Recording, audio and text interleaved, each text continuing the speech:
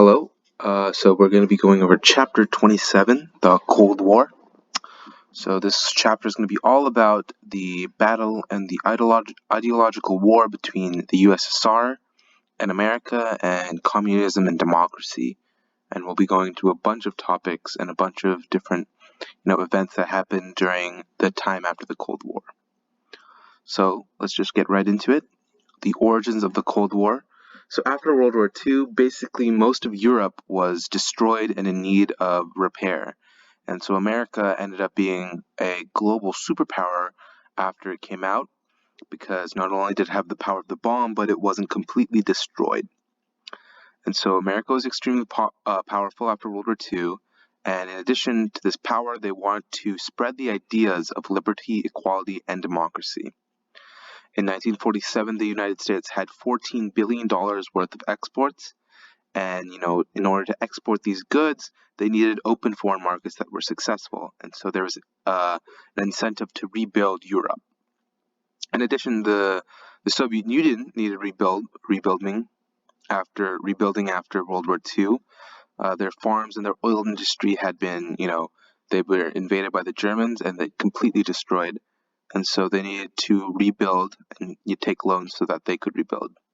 In addition, we see an idea that comes up that is a main reason for the Soviet Union's expansion. They wanted to defend their borders. In World War I, World War II, and even before, during Napoleon's age, the USSR and the Soviet Union had been invaded multiple times. And so at the end of World War II, they made a staunch, sigh on this, and they said, we will not be invaded again. And you see the way they do this is by expanding and trying to put influence in neighboring countries. So the early Cold War leadership in America, there was Harry S. Truman and Dwight D. Eisenhower. And in the USSR, there was Joseph Stalin and Nikita Khrushchev. So after FDR's death in 1944, Harry Truman wasn't very prepared to take the role as president, but over a while he grew confidence and he was known for being a quick decision maker. In 1952, Dwight D. Eisenhower was elected. He was very popular for being confident and, warm and homely to the American people. He was a war hero, and so he had limited political experience, but still, the American people liked him, and even at his leaving in 1960, he was still very popular. In the beginning for the USSR, Joseph Stalin, he possessed absolute power over the Soviet Union from 1930 to his death in 1953. After this, he was succeeded by Nikita Khrushchev, who was also a staunch nationalist. Truman and Eisenhower began the Cold War by, putting this ideology that communism was the antithesis to democracy. And you see this continuing throughout this Cold War. Disillusionment with the USSR. So from 1945 to 1946, American support for the USSR dropped from 54% to 35%. And the reason for this was because Americans were beginning to compare Soviet Russia to the Nazis, and they equated the Russian labor camps to the Nazi internment camps.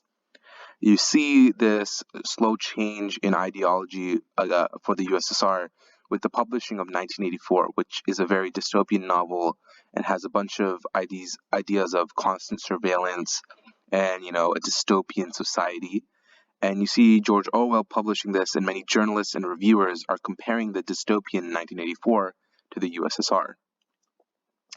So next is the growing tensions between the USSR and America. So Russia wanted to have Poland, and they wanted Poland to have Russian influence in their government to secure their borders. America was opposed to this and said this is another form of colonialism, imperialism, and they're trying to push themselves into neighboring countries, and they wanted democracy and a representative government in Poland. Funny enough, that's the same thing, same imperialism that's going on. In 1945, this problem was attempted to be solved in the Yalta Conference, but the solution that Truman and Stalin came up with was very vague, and it only left Truman trying to push Russia to follow the agreement, which was not secure. Again, in 1945, the Potsdam Conference places both Germany and Poland in the hands of the Big Three, and Truman sought to spread democracy and secure borders. And you see again that there's two superpowers at the end, which is America and the USSR. So the economic pressure on the USSR. Russia was in dire needs of loans to build after World War II. And so after Victory in Europe Day, Truman immediately cut Lend-Lease supplies to the Allies. And in 1945, you see that Russia is continually requesting loans for rebuilding their country. They needed this money. And both Truman and FDR were at first very accepting of this. They wanted to give loans out, but they only wanted to give loans out for specific trade-offs and concessions and market domination. And in 1946, this is again Truman, he's showing his willingness to loan, but because of these trade-offs, Russia refuses and again builds tension between the two countries.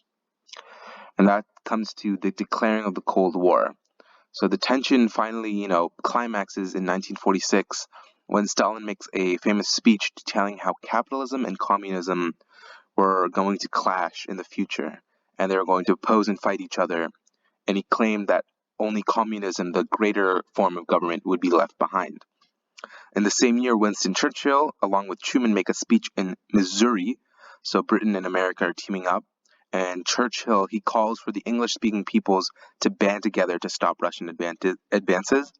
And this is really the declaring of the ideological war against Russia. So containing the Soviet Union, there was bipartisan support for a containment policy. George F. Kennan, as you can see on the right, he was in charge of was the charge d'affaires at the American embassy in Russia. And after Stalin's speech, he sent a telegram known as Kennan's Long Telegram back to the States detailing how the Soviet leadership was insecure of their borders and they wanted to maintain their autocracy at any costs. And he gives an idea that is immediately accepted by many Americans, suggesting that the Russians must be opposed at every turn. And this again becomes a platform for both parties to run on, and it's bipartisan support for curtailing Soviet expansion. So the first step for containment with Truman was the Truman Doctrine. So at this time, the Soviet Union was pressuring Turkey, as you can see on the map, for the Dardanelles, which was a passage between the Black and Mediterranean Seas. Greece at the time was also in the midst of a civil war with a Communist Party and a right-wing party against each other. In 1947, Britain, who was supporting the right-wing party monarchy in Greece, could no longer support the Greek monarchy, and so they asked America to step in. And this is where Truman gives his doctrine, and basically we'll go over this later, but he details how America should be there to support free people around the world who are under attack by an armed minority, which is, vaguely looking at the communists at that time. And this is the first declaration and first declaration of war against Russia, basically. And so the next step after that was the Marshall Plan. So America sought to aid Western Europe so that they could, secure themselves against Soviet advances and, get those foreign markets back up. And so in 1947, George Marshall, who was Secretary of State, he outlined a plan where the European countries would create their own aid program that America would financially support. This turned out to be successful. In 1948, Congress approved $17 billion over 4 years for the Marshall Plan. In addition to helping these European countries, the Britain and America wanted to secure Germany. And not only did they want to secure West Germany against East Germany, but in Berlin itself, they wanted to secure West Berlin. And at first, the Soviets tried to push them out, but an airlift, as you can see in the picture, broke this blockade, and West Germany was formally established. Or West Berlin, sorry. The steps after this was NATO and the NSC 68. So in 1949, America creates a treaty pact with many Western European countries called the North Atlantic Treaty Organization, NATO, and this strengthens the American and democratic powers in the West and Western Europe. In the same year, 1949, Russia successfully detonates a nuclear weapon, and there's a communist victory in China. And this pushes Truman to request a more vigorous containment policy. In addition to these two events, the NSC, the National Security Council, they produce a document which recommends the president to increase defense spending to protect against the Soviet threat. The the suggested increases for defense was $13 billion by 1950, and allotment for the budget, for the federal budget, to go up from 5% to 20%. And you see that this 5% to 20% increase does actually happen. So the document we'll be analyzing is the Truman Doctrine in 1947.